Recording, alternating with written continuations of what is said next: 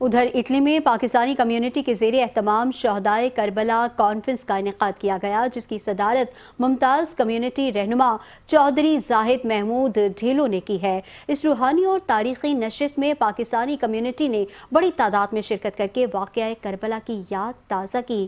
مزید تفصیلات جانیں گے اٹلی سے فرقان نیازی کی اس رپورٹ میں۔ اٹلی کے شہر دردیکا میں پاکستانی کمیونٹی کے زیر اہتمام شہدائے کربلا کانفرنس کا انعقاد کیا گیا، جس کی صدارت ممتاز کمیونٹی رہنما چودھری زاہد محمود ڈھیلو نے کی۔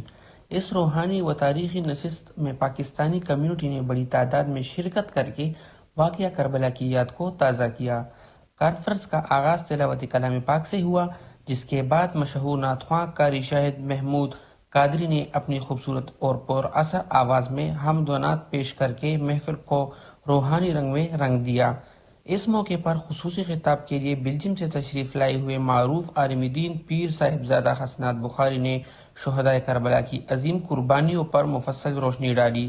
انہوں نے واقعہ کربلا تاریخی اسلام بلکہ انسانیت کے لیے ایک عظیم سبق قرار دیا، جس میں حق و باطل کے درمیان فرق واضح کیا گیا۔ مقررین کا کہنا تھا کہ کمیونٹی کو اکٹھا کیا اسوہ حسینی سنانے کے لیے، ذکر حسینی سنانے کے لیے، اہل بیت کا ذکر سنانے کے لیے۔ یہ بڑا عظیم کام ہے، کیونکہ آج کل کے دور میں ہم یہ سمجھتے ہیں کہ جب تک اسوہ حسینی اصل روح کے ساتھ اس کو زندہ نہ کیا جائے، وہ اصل پیغام نہ پہنچایا جائے، ہمارے جتنے بھی امت کے مسائل ہیں وہ حل نہیں ہو سکتے۔ اللہ تعالی ہم سب کو حضرت محمد حسین کی قربانی کی جو یاد ہے اس پر عمل کرنے کی توفیق عطا فرمائے، اور یزید کی بیعت کرنے سے انہوں نے انکار کیا، ہمیں بھی ان کی تعلیمات پر عمل کرنے کی توفیق عطا فرمائے۔ امام حسین علیہ السلام اور ان کی جانثار ساتھیوں کی قربانیاں پورے امت مسلمہ کے لیے مشعل راہ ہے۔ فرقان نیازی، 5 نیوز، مچراتا، اٹلی۔